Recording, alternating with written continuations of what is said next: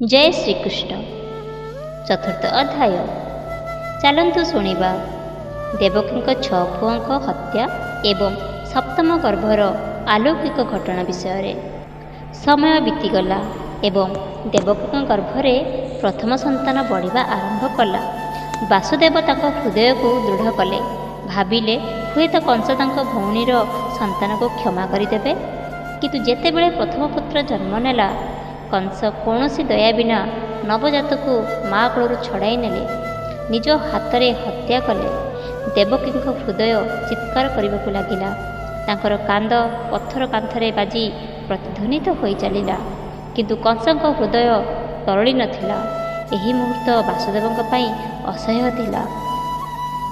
किंतु से देवकी हाथ धरी तांको सांत्वना देले, धैर्य रख, ईश्वर को खेल अनंत।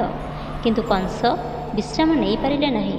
समय सहित देवकी द्वितीय गर्भधारणर खबर पाई से पुणी थरे सम्मान निष्ठुरता पुनरावृत्ति कले।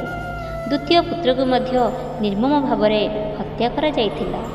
तृतीय, चतुर्थ, पंचम एवं षष्ठ पुत्रंकर मध्य समान भाग्य होइथिला। प्रत्येक थर देवकी मातृत्वर आर्तनाद करुथिला।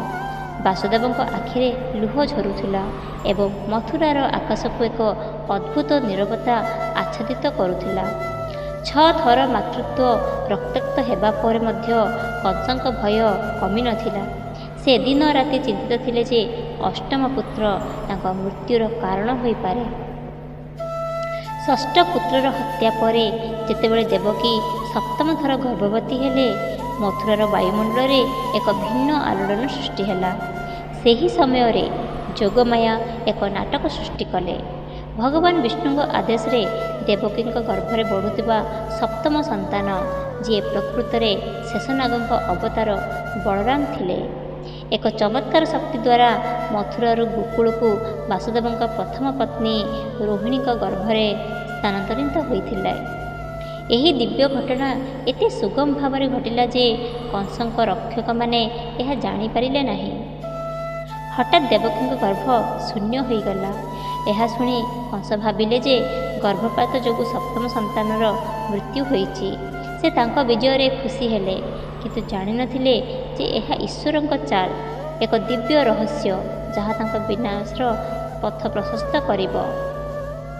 अन्य पक्षरे गोकुल रे बलराम रोहिणी गर्भरे सुरक्षित थिले एवं यशोदानंद अगणा को खूब शीघ्र आनंद रे परिपूर्ण हेबाकु थिला। प्रसादर अंधार कारागार रे मध्य एही चमत्कार आशार एक अदृश्य किरण भाव आसीथिला। देवकी एवं वासुदेव यहाकू नीरवरे ईश्वर का महिमा भाव स्वीकार करथिले।